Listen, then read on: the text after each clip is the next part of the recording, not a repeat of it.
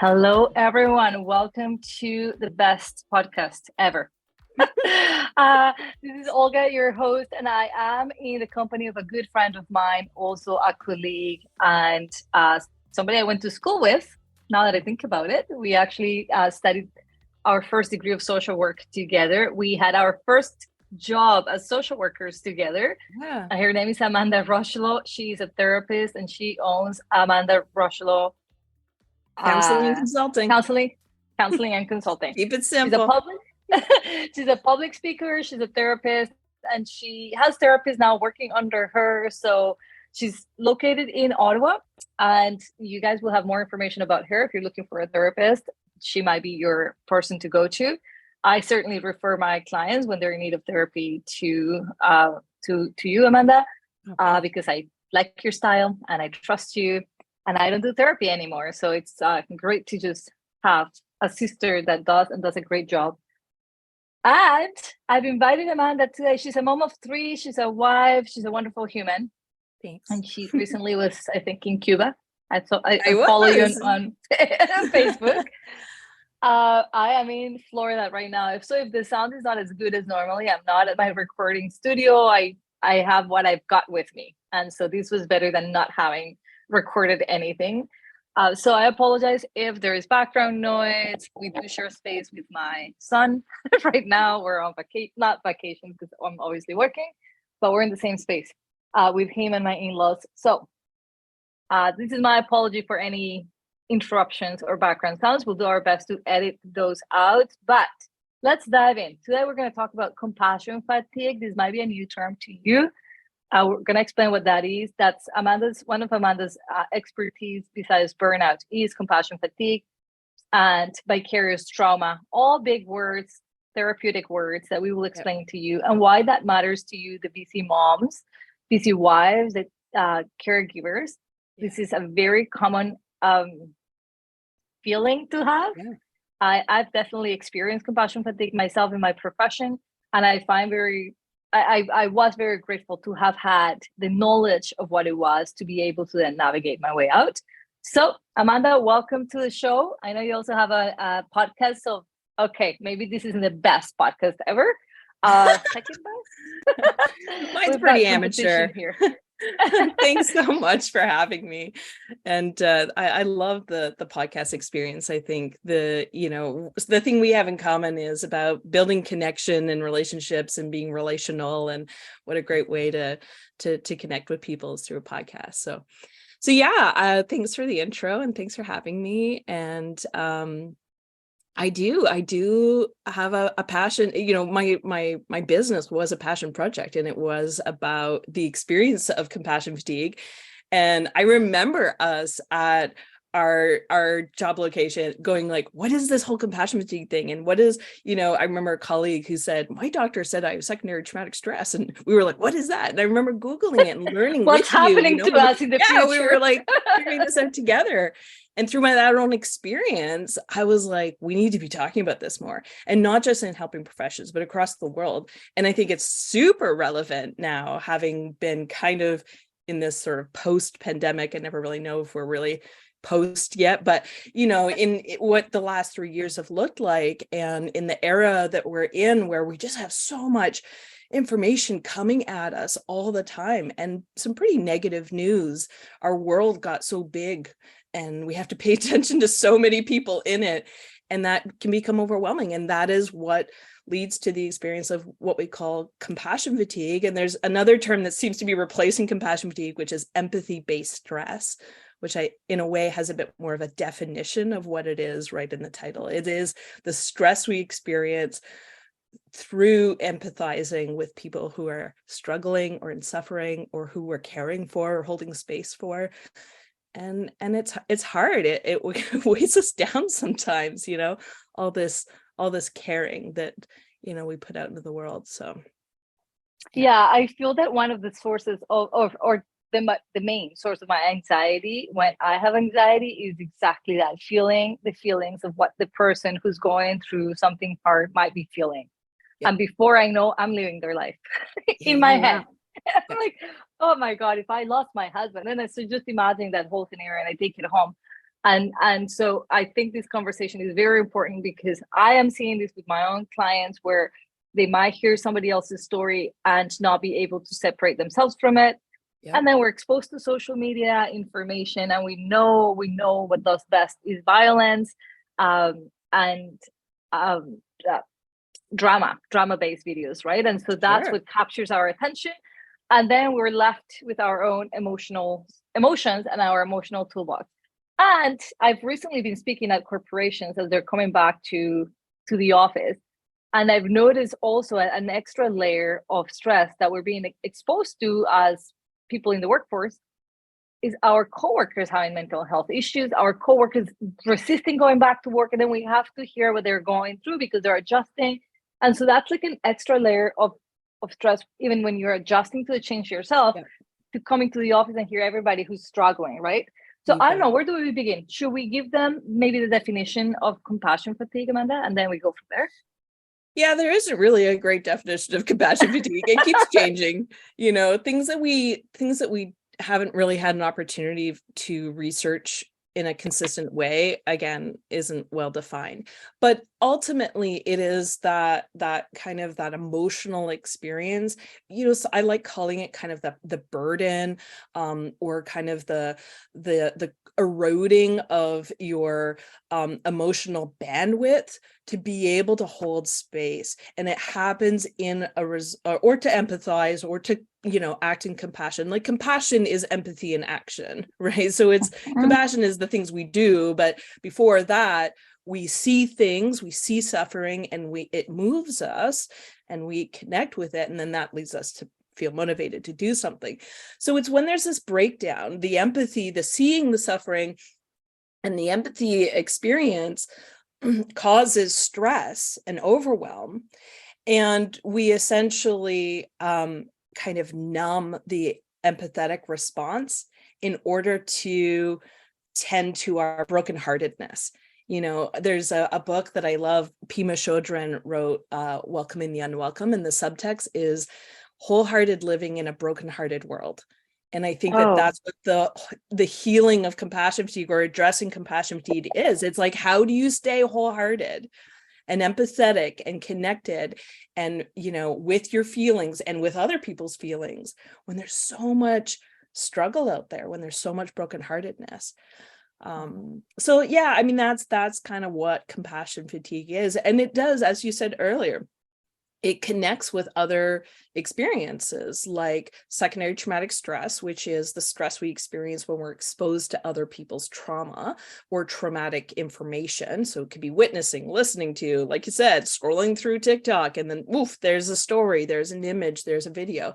Or it is connected to burnout too, which is that kind of overextending ourselves, and there being this discrepancy between energy going out and our ability to replenish that.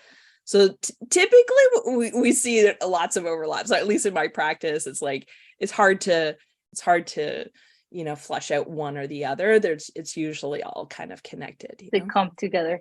Well, I can see the person who cares, because they've had the empathy for those who are struggling, to then overextend themselves, right? And overgive and overdo it. That definitely is partially the client that I serve. She takes pride on taking care of everybody else. She has like a bit of that role even in her family or in her circles, that she's the strongest one. She's got all the solutions. She's the fixer. And then eventually they're like, and suddenly I don't care. And the pendulum swings to the other side. You overgive or overgive, then you're like shut down. And it's really hard in relationships. So I mean, I was that person too. I like to say, I kind of jokingly always sort of raise my hand and go, like, I'm in recovery from overdoing it, and overachieving and people pleasing are, the things, were my defaults for a long time. And I refer to them as self-denying traits, because that overextending and showing up for others, and really, I think a lot of it that I see with my clients is a lot of their own self-worth and self-confidence gets wrapped up in the idea that of that I have to problem solve, I have to give, I have to be that caring person, I have to be the yes person. And as long as I'm doing that, I feel like I'm enough. And as soon Valued. as I, Yes. right, set a boundary or say no, or say, actually, that's outside of my capacity, or actually, I would rather prioritize my well-being, then the guilt and the shame come in. And so we just oscillate between those two things because we can only stay in that over-giving place for so long before we crash.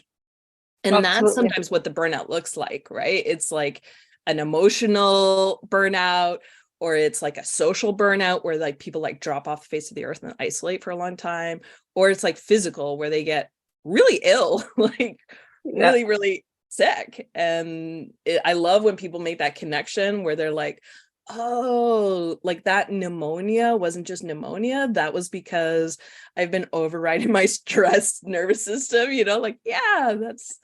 And I was interviewing yesterday for me, time of recording now. I don't know when this episode is going to air for you guys listening, but yesterday I interviewed somebody who you have the chance to listen to, who is an Orthodox Jew whose dad and granddad lived in Germany when during Nazi times. Okay, and she's a finance coach, so money coach. And she was talking about, she's in her late 50s. She was talking to us about how some of what lives in our nervous system is passed on through generations. And I found it fascinating because you're bringing this up again. I don't think my clients, the bulk of what I do for my clients is self-awareness, because it's mindfulness based, most of what I do. Without self-awareness, you've got nothing. You can't change anything if you're not aware, right? You bet. And I think this awareness on the impact of our mind stress in our nervous system hasn't been all that made yet by the majority of people. And I love that you're bringing up illness, because I see this 9 out of 10 times, I would say, with my clients, as they start doing the work and their mind starts calming down, their body gets really sick, processing all the stuck energy they've had from the stress they've had. And I almost expect it now. Like, yes, you're gonna. I don't advertise it. I feel like, listen, if you've been capturing this for too long, like this is when your body will finally, because it's coming. And Amanda, you probably experienced this too. The 10 years that I was employed at in a child welfare company agency. The stress that you live day in and day out, that you don't know you do until you're out of the space physically. But each time, and we had 4 weeks vacation, which is unheard of for most employment places, but they do it purposely. Like the trauma, employees, child abuse is not an easy task to investigate, to support. Each time, without exception, that I went on my vacation, I would become sick. Really sick. So I had to take at least 2 weeks off. I knew, because I had to account for 1 week I'm gonna be really sick, and then the other week maybe I can enjoy the last one. Maybe. And I know it's part of like this go. Okay, so compassion fatigue, I love the approach you're giving it. First of all, making that correlation with like we're caring, you being in recovery from it. I think I have a theory that most people who end up in a caring profession, in a service profession, we are probably fixers by nature. Like we feel our purpose is to be needed, right? So it comes from this place of like, I gotta be needed, and if they need me, I've got something to do, I've got purpose. When does that turn against us? Like this beautiful perception, or like this beautiful heartfelt desire to help, and you don't have to be in a service industry, service provider industry. I've got politicians in my coaching practice. I've got CEOs of great big corporations who are incredibly caring and love. Like they have this massive heart and they want to do wonderful things for the planet, for their families, for their friends, and they're experiencing burnout and compassion fatigue. Yeah, I think what's coming to mind right now is it's a Buddhist psychology term called the near enemy. So the near enemy is like when you take a good thing, or you take a thing and you just go a little too far with it, right?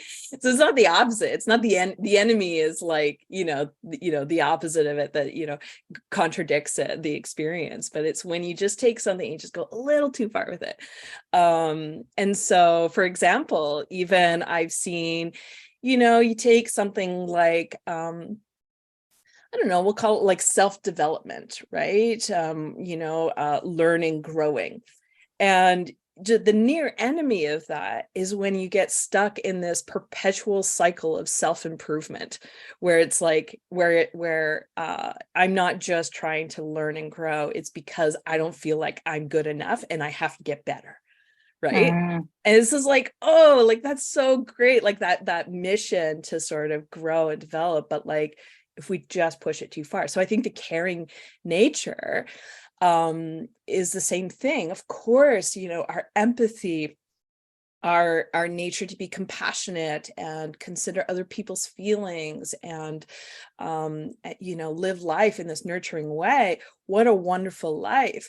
When it starts to become compulsive, when it starts to become self-denying, where I only prioritize the needs of others and I'm denying my own needs, that's the near enemy of like being compassionate or being a caring person, right? So the thing that, alongside with that self-awareness work that I also do with my clients and in my workshops is self-compassion work, because the medicine to bring you back behind that line of compulsivity is self-compassion. You have to include yourself in your compassionate nature, what you're putting out there, right? Why do we resist that so much, Amanda? Why do we, as caring humans, it doesn't occur to us that neglecting ourselves is not compassionate at all? Like, and it goes against who we are in our value system. Like when we put it apples to apples, we realize like, oh God, I speak to myself in ways I would never, ever dare to speak to a complete stranger.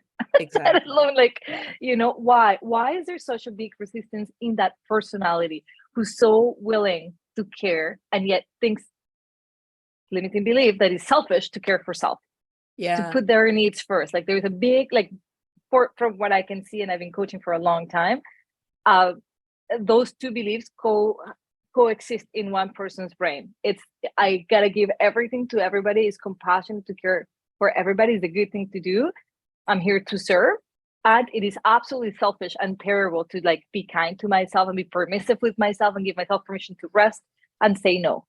Yeah Well, I mean, I think this is where I got to put my social worker hat on a little bit and look at, culturally what we learn indirectly through society, and these are general statements here, but women have a history of society saying, you're here to serve the other, like that.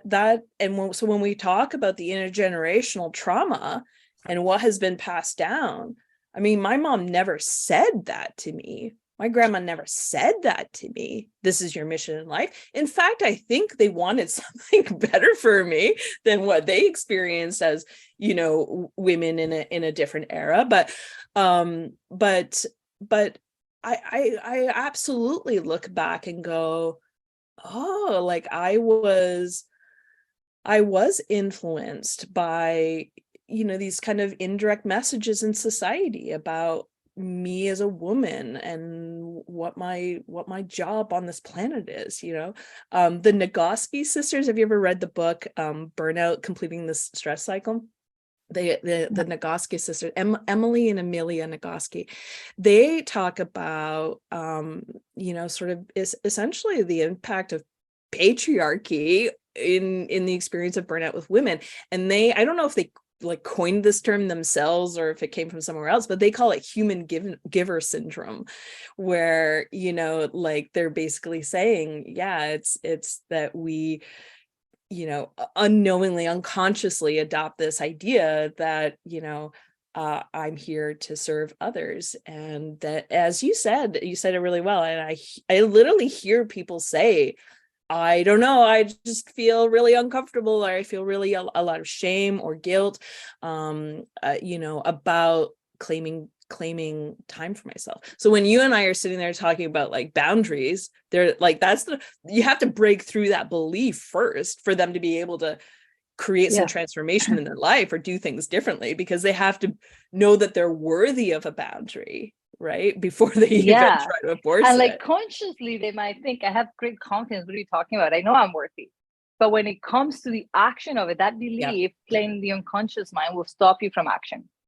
What I think is so cool about what you're mentioning is if we look at intergenerational DNA passed on, well, women only start having rights over the last 100 years. Absolutely. Which sounds like a lot, but it's not. It's not in the history. So a lot of us carry these, I am here to be of service, right? Which I think it's a beautiful thing. I think, I mean, I tell myself every morning before I sit in this computer, like, may I be of service today? I personally believe that that's my mission on earth, is to be of service. However, thanks to burnout, I now understand very clearly, even being of service, especially because I want to be of service, I've got to have very strict boundaries. And I don't resist them, because now I understand they allow me to be of service longer. I want to bring you back to motherhood, because I think this is how I have a 3-year-old boy. For those of you who are, everybody who's heard this episode, you already know I have a boy, but for the new listeners, he's 3, and he is in the stage where he wants to help me do everything in the house and copy all the things that I do. And it struck me lately that he tells me, I want to protect you. I will put the blanket on you. I will wipe your bum, Mom. Tell me when you're done, and I will come to the bathroom and I'll wipe your bum. And as cute as it is, I'm thinking like, oh, he's picking up for me how to take care of others, right? Like, I'm teaching him this by taking care of him. And in my household, we're huge on telling him, Mama's going to go to yoga because she needs to take care of herself. Right. And I need that space. And you're not allowed in the room. And you're not allowed here. I need my quiet time.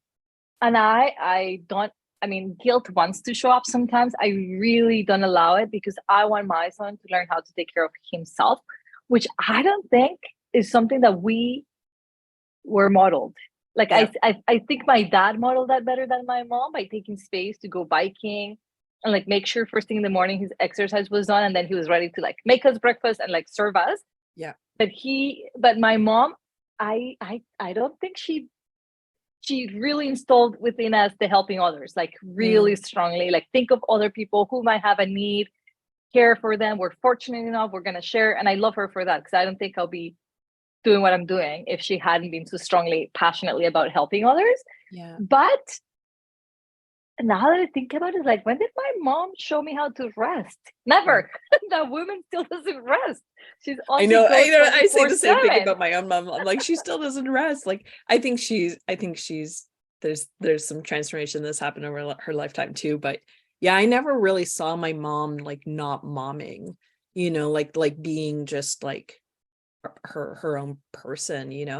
And she does, like, I admire like the level of energy that she has, because she can just like go even when we visit her and my kids are like, Grandma, can I have some ice cream or whatever, she's like, she's up, and I'm on the couch, like, no, like, once I'm down, my kids know, like, and actually that's to change, because I would say when they were really young, I was as soon as Mommy was called, I was up.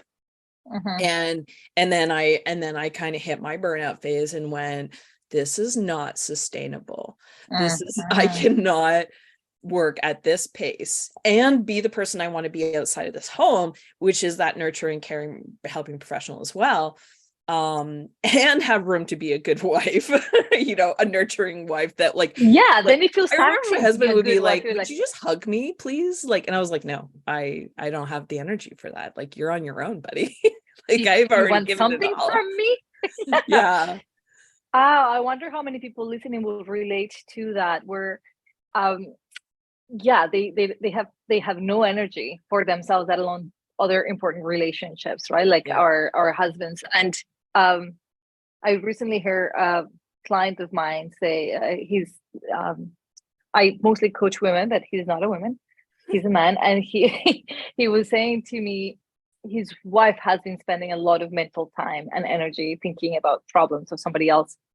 And he was saying to her, if you could just stop worrying about that and give us that energy, give Right. our marriage that energy, give your children that energy. Yeah. And he said, she said, I was like, what did you say? Like, this is Yeah. such Yeah. a Yeah. good question to ask. And she said, but I am loving to you guys. And to them, their perspective, and to him, his perspective was like, yeah, but you're not present. You're not Yeah. here. Like, you're here and your mind is in like problem solving for somebody else. And I don't think she's alone, man. I think we've Yeah. all Yeah. been Yeah. that wife and that mom where we're like so preoccupied with something, whatever that is, that we're just not presently here. So what Yeah. are some of the symptoms of the person going through compassion fatigue, other than like maybe they stop caring, or they're feeling like stretched too thin, maybe they're experiencing some burnout feelings, they stop caring about the things they used to, and losing like passion is what I hear. Like, this, I used to love cooking, now it's like a chore and an Yeah. obligation, and it's taxing on me. What else do you see? This is your house of I mean, I think so. Definitely connection with people. We tend to, when we're experiencing compassion fatigue, we kind of box off our heart or put walls up. So that it can be really subtle at first. I often inquire about sort of inner thoughts. So I'll paint a scenario. So I'll say, okay, so you get home, it's been a long day of work, and your phone rings and you realize it's your best friend who's going through a breakup, and she's probably calling because she just wants to talk and get some support. What do you do? And when they go, I swipe to the red button and deny the call, or pick up and make an excuse about why I can't talk right now, or something like that, or let it go to voicemail and then send a text, lying, saying, oh, sorry, like, I can dealing something with the kids or whatever. Like, and I mean, that kind of situation once in a while, again, we could argue that could be an expressing a boundary, right? right. But when it starts to feel dishonest, when it starts to feel like a pattern, that's compassion fatigue creeping up, right?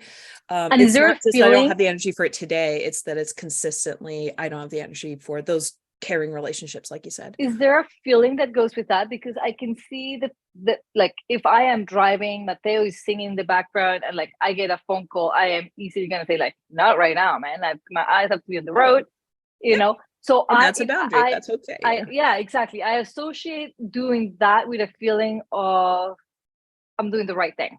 Yeah. Yeah. When the person is in compassion fatigue, and this is like a reoccurring, what do you think is the emotion that they feel as they're saying, not taking this phone call right now, I don't have the energy?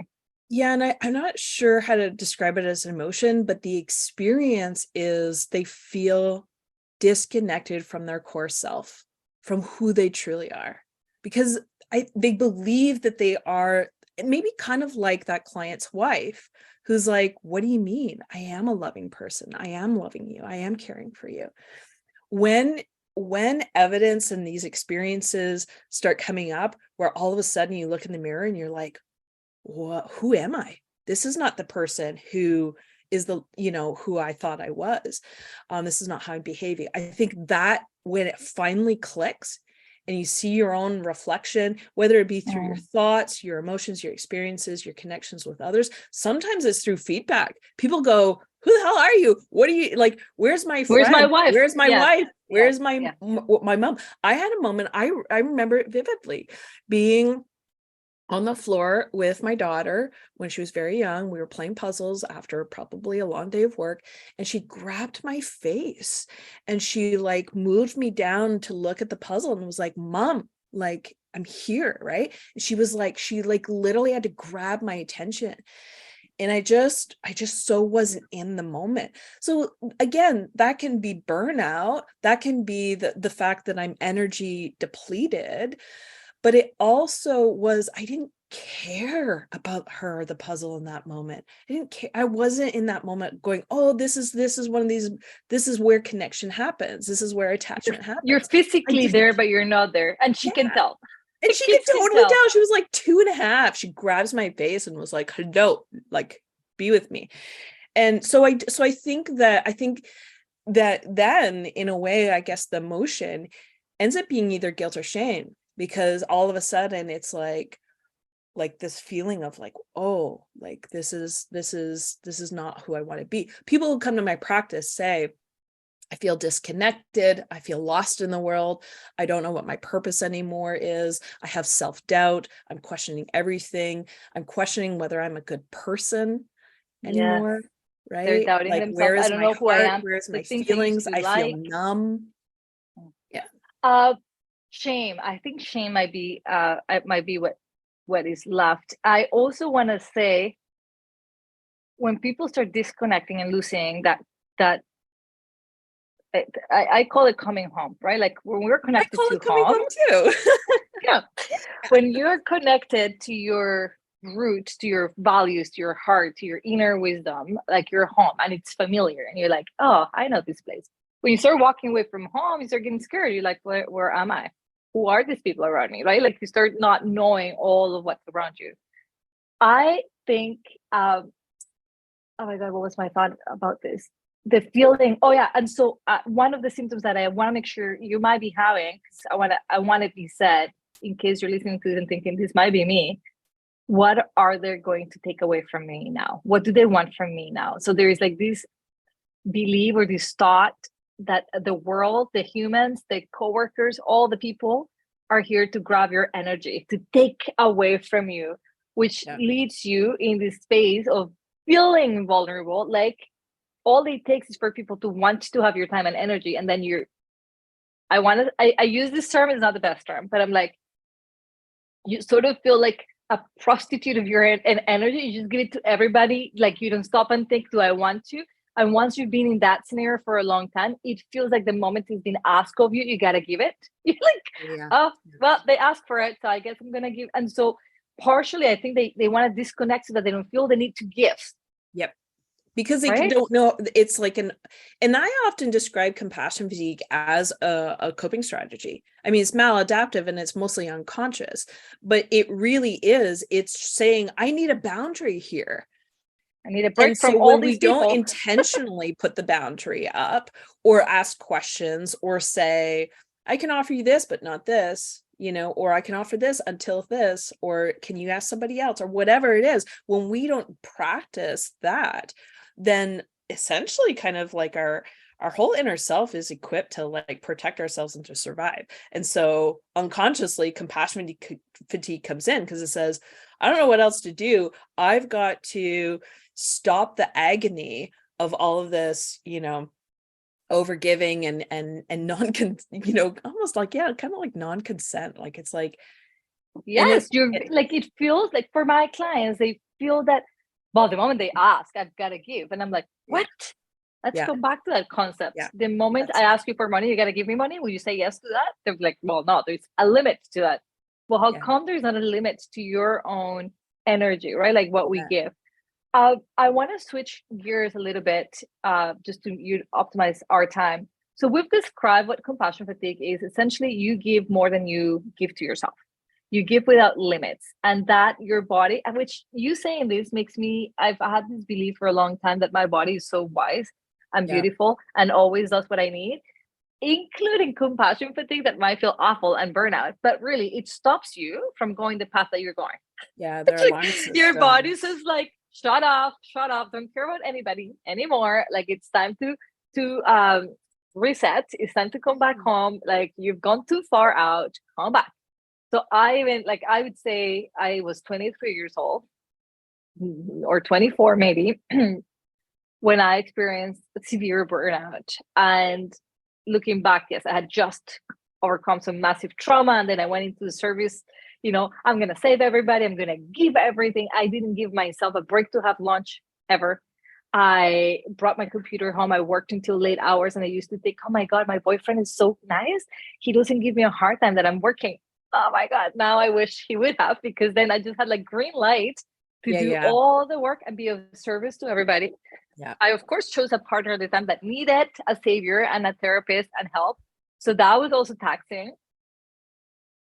I think that life experience, because I've never burned out again, I likely never will, because I'm so self-aware of what my body's saying. and what needs to happen. And I became a big fan of boundaries because I realized they're my friends.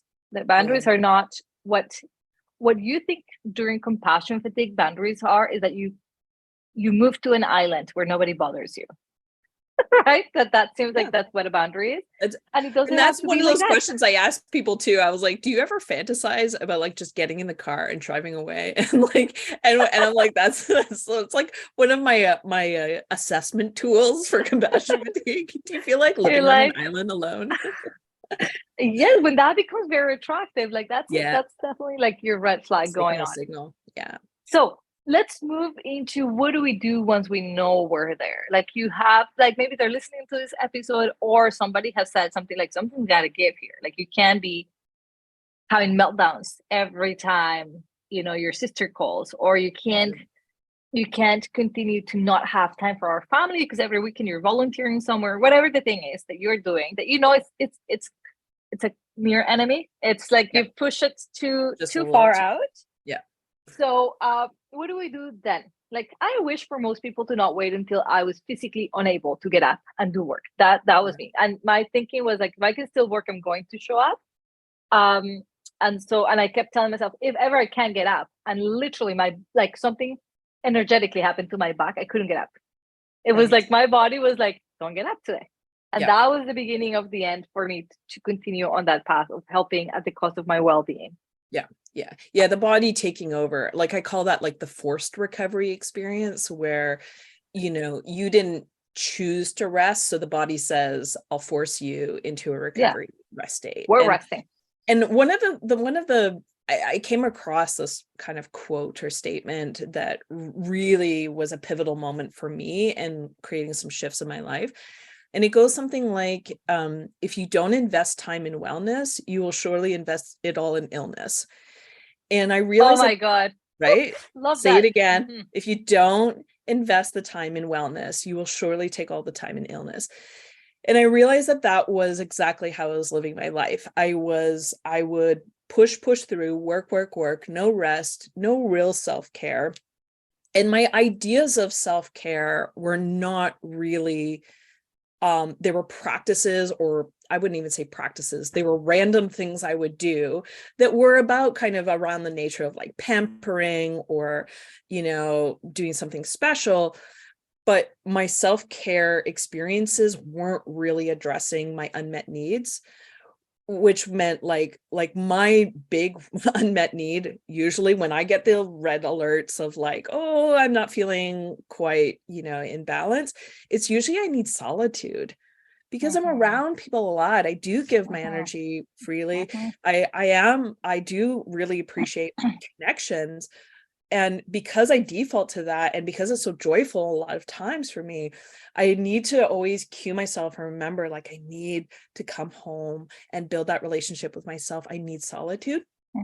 So I think that could be one thing to just pause and think about is, do I back the train up enough and actually give myself permission to do those prevention pieces and not wait until I'm burnt out, exhausted, losing it on my family, you know, feeling emotionally numb, that those are the end of the line. And it's a lot harder to recover when we're already there. So noticing those earlier warning signs and doing prevention promotion work for wellness in your own life. Where in your day are you taking pause and investing energy into yourself? Whether that be a self-compassion practice, self-awareness, right? Like get the data, name it to tame it, you know, like that's like just know like, oh, I'm feeling like I have all these warning signs. Like I too, in my early 20s, around at the same time as you, we were friends, was like totally burning out. And it was through my body. My body was screaming messages at me. And I just didn't understand the connection between what I was physically going through and my current lifestyle and pace at life at the time. But I got shingles, right? Which is the return of the chickenpox virus. And I mean, stress was the only thing that had at that point compromised my immune system, to the point that in my 20s, I'm getting shingles, that, you know, this virus is resurfacing. What's really cool, and like what you were saying earlier, I could really resonate. Like, I feel like my body has this wisdom, and I feel like I speak my body language now. And I'm grateful for that horrible experience. I mean, it was really awful. Like, it was incredibly painful and pivotal. And yeah, it was rough. But I now get this little tingle behind my right eye. Is nerve damage essentially that came from the experience of shingles. And I literally feel this like little eye twitch. And if I ignore it, it's so subtle that I have to really do these body scans to pay attention to it, right? Because you could just carry on and not feel notice. it, yeah. And then so if I do this body scan, I go, oh, I feel it. I can see it. I know it's there. If I don't make a dramatic shift in like how I'm spending my energy or rejuvenating my energy at that moment, I will wake up a couple days later with a completely bloodshot eye, right? It'll just be red, red, red. And then it's like way harder to recover from. It's like, now it's like no screens for 2 days, hot compress, like I isolate from right. And that's what you mean by investing in the illness. Yeah. Investing in the wellness. Yeah, like otherwise you're investing in the illness, right? Exactly. Like when you illness can't open that eye, it will claim the time. I want to 2 minutes of investing in wellness earlier on and going, oh, I need to time to rest, something saves me from 2 days of sickness down the road, right? I have a note here for all Canadians, because I encounter this a lot more than I want to. And I think we've been spoiled in many ways by having a free healthcare and great benefits for a long time, that we have limit our wellness, whatever that looks like, to only the things that are covered between our benefits. And so when you step out of that, we start saying, well, I can't do that. And I'm not saying to spend luxurious amounts of time on anything at all, but that is the thinking that we have. And we don't think of this like either you're investing in your wellness or you're investing in illness. I recently wrote an article because I was at my naturopath. I get IV therapy every 2 or once a month now with vitamins and minerals, because I do blood work and I can see what needs to be optimized. And I'm perfectly healthy, I like to add. And I think it's because I take measurements like that one. Like, oh, vitamins are dropping. I'm not digesting food as good. And I was sitting in this room with only cancer patients. And I'm like, telling my Maureen, my naturopath, I'm like, what's going on here? And she's like, I know. Some people are only forced to take care of their health this way when they're forced. Like you said, what was it? Forced recovery. You just have to, versus choosing and taking little breaks. So I want to break it down into like that self-care. I love that you mentioned the self-care routine you had before. I didn't even have a self-care routine. Like, it was not even my radar, like that I needed to practice anything related to self-care until I became a mindfulness teacher. Right. And it wasn't even for me. It was to help the people. And I realized, holy macro, I've been missing this all along. Just breathing is one of my favorite ways of taking care of myself. But we have this notion that is going to the spa or getting a massage or a bubble bath or drinking wine with the friends. I'm like, although those things are fun, let's really review what will help our nervous system recover from the day-to-day stress. So what are your favorite go-tos? I love solitude, because so many people are like, is it okay that I feel like having time by myself? I'm like, fuck yeah. Go on the walk by yourself.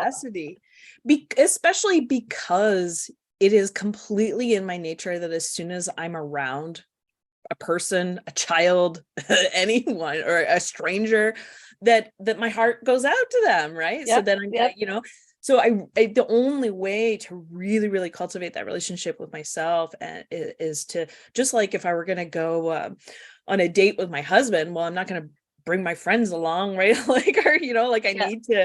need, it's about that quality time with self. So solitude is definitely that piece. I have a whole bunch of like kind of nervous system level grounding techniques that I use. I still do trauma heavy work. And I'll get a little vulnerable here and tell you that like I was exposed to some trauma information yesterday through my work. It sat pretty heavy. And then I watched a documentary on Netflix, sat pretty heavy, involved trauma information.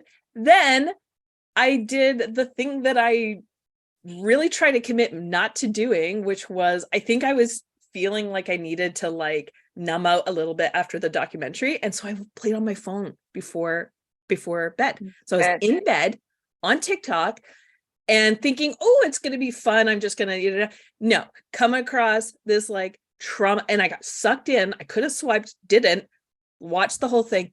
I woke up at 1:30 in the morning in a complete sweat, full on nightmare. My husband was shaking me, waking me up, like took a towel in the middle of the night. Like it was not good. I was like, holy moly, nervous. So we all have those moments. And I tend to my body quite a bit because of the nature of my work.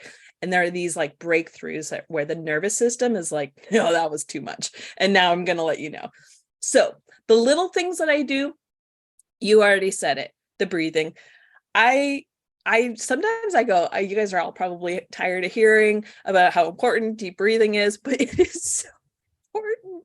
It's so and so important. Useful. Like nothing will be so as useful. fast. It's like your number one. And I always say like the breath is the pathway home. So like, with, I picture like the Hansel and Gretel story of like, like the breadcrumbs, and like with every inhale and exhale, it's like following those breadcrumbs back to home.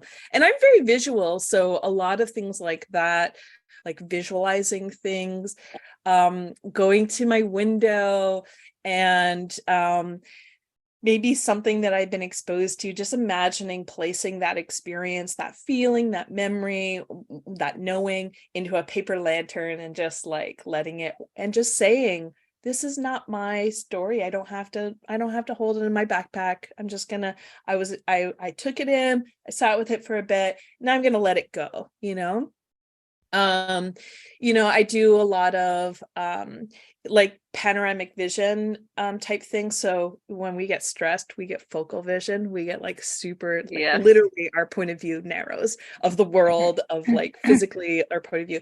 So just a lot of just sitting, breathing, and really opening up my space, looking around, moving my eyes from side to side. These are things that have been proven to, like kind of reset the vagal nerve and our nervous system. So opening up our chest, our hearts, being in a safe, open space in solitude, right? I don't have to share the space, and feeling safe. That really helps me in between sessions or at the end of the day. My go-to, like one thing that's personal for me, is I wish I could say that like, oh, it's like physical activity, like I go for a workout and I feel great. I hate working out. I did a workout yesterday and I'm in so much pain today. Yes, that's a good thing. It's a good thing. It's good, but it's not my go-to thing. But music is. Music is so healing for me.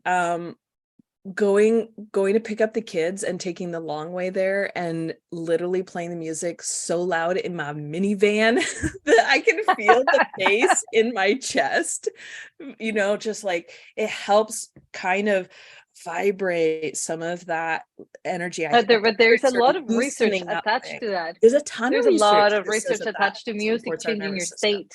Yeah, humming, singing, listening to music, playing music. I mean, I love, me, I have my cats and I like such a crazy cat lady now. Like I've become one of them. We adopted them. And then I was like, oh, this is why people like post a million pictures of their cats. Hey, I cook to my plants and flowers. So it's okay. I'm the crazy plant lady. But those like the physical connection with these, these living things that don't ask a lot out of you. Right? Like your plants are not like, you can't, that thought idea that we were like, oh, as soon as I'm around somebody, like they need me, they want something from me or whatever. Like you can't say that about the plant, you know what I mean? So it's like good energy to be around. I even bring them close to Alexa so that they can hear the music. And I swear, maybe it's my imagination, but I swear they get happier. I'm like, see, they're like lifting up, they're paying attention, they're dancing with us, they're happy. I love the music reminder. There's a lot of research on how that's an instant change of state. Actually, when I used to do therapy, I used to tell my clients, have a 911 playlist in your whatever. Mine's called Moody. There you go. It literally, it's like that's where I start, and then like the songs that I've chosen and the order that they play in kind of helps me like move through the energy. And, you know, one of the things that we were talking about earlier about kind of like sort of those sort of traits, I guess, of like, and like what can lead to compassion fatigue or burnout. It's like denying healthy anger and frustration, like not expressing healthy anger and frustration is absolutely another thing that I explore with clients.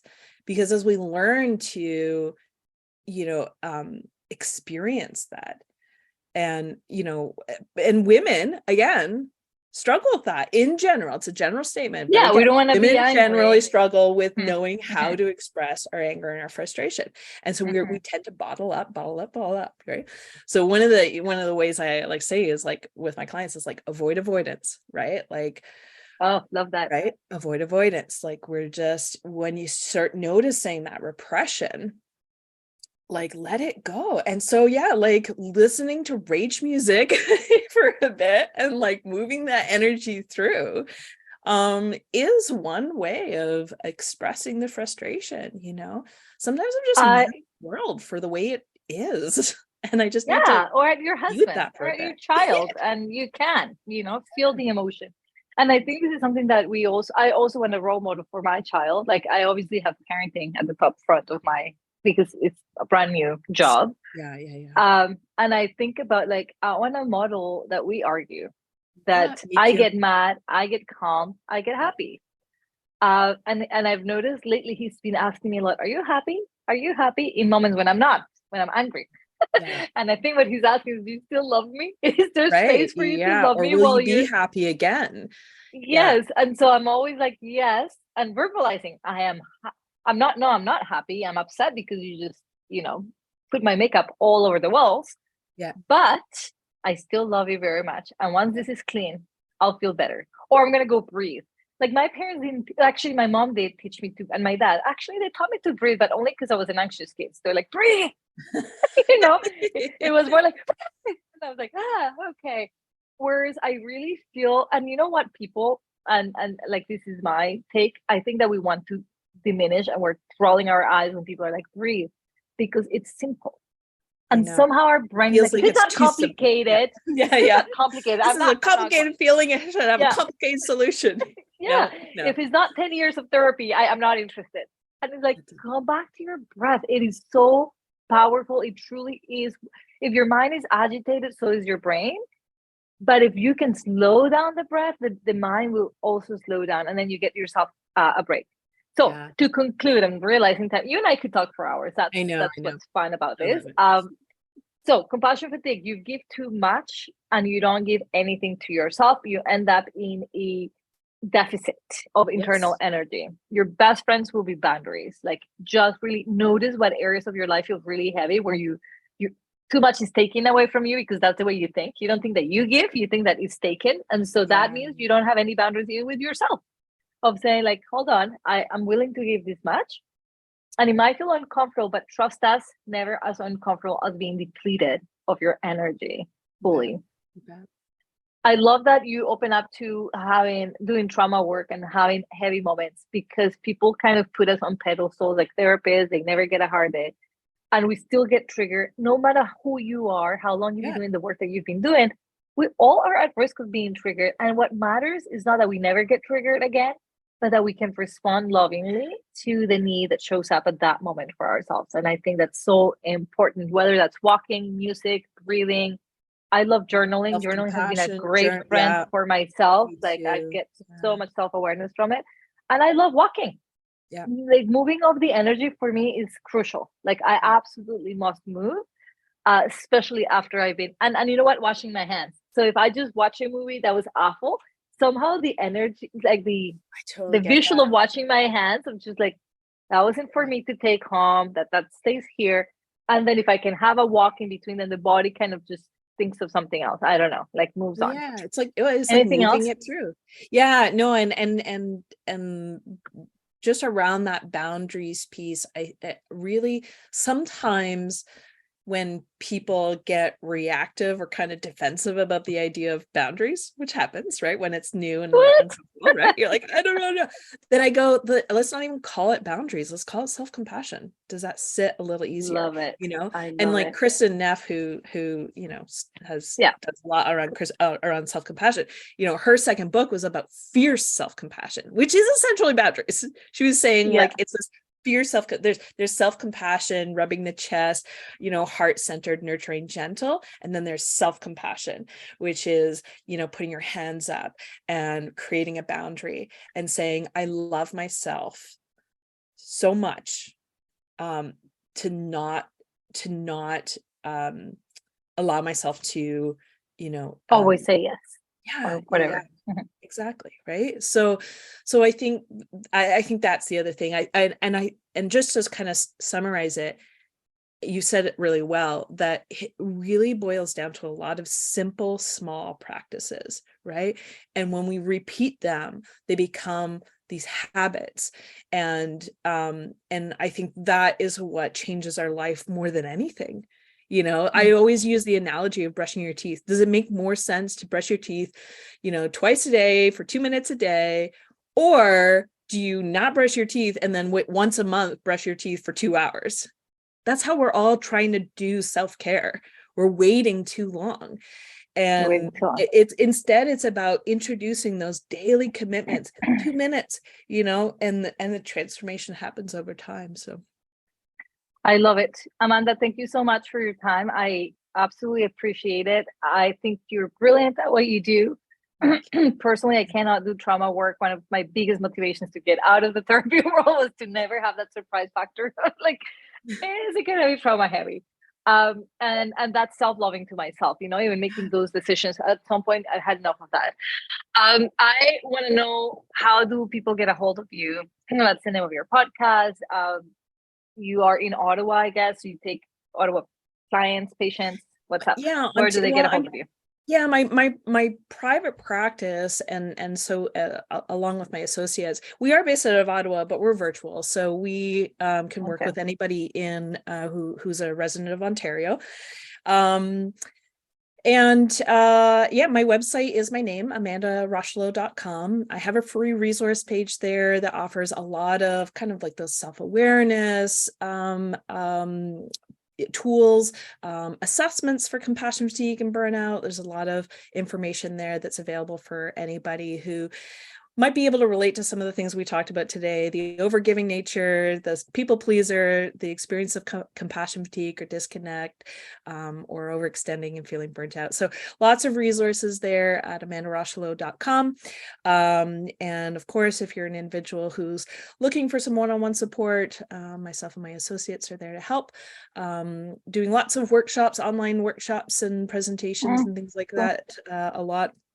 Starting to do more in person too, which is cool. And my probably, you know, not quite as elaborate and fine-tuned podcasts, unlike yours, but my podcast is called The Giving Tree, and like yours, awesome. You know, I didn't found it anywhere, and it starts somewhere. You know, I've had my podcast for 5 years, so it's got to start somewhere.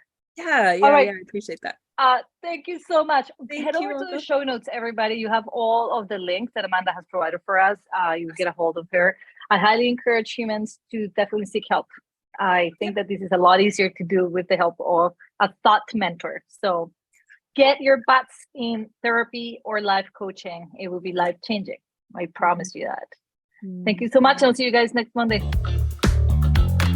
Hello, my friends. Olga here. I'm interrupting your episode only to let you know of an exciting opportunity for you and I to work together this month. On May 12th, I am starting our next group of Reset Your Mindset, which is my 12-week coaching program that also has a teaching component of mindset. The registration is open as of right now. I am looking to having as many of you as possible who are tired of feeling overwhelmed, to being doubting yourself all the time and in overthinking mode. And if you're ready to just dive into your growth mindset, if you're ready to think differently without changing anything about your life, but suddenly having your life feel so much better, this is your chance. It starts May 12th and we end the end of July. These are the best 12 weeks of that you can invest in your mind and in your well-being. Your money is guaranteed. So if at the end of the 12 weeks you did not or did not see any progress with your confidence, your overthinking didn't slow down, I'm going to give you your money back. So you have zero risk involved. Summer and spring are the best time to do some mindset work. So I'm not sure what's holding you back, but come join me. You can go to the show notes, you can sign up directly, but if you want to talk to me first, you can also book a complimentary call where you and I can just chat about your mindset goals, what's going on for you, and whether or not reset your mindset is a good opportunity. Talk to you guys soon, and I really look forward to seeing you in there.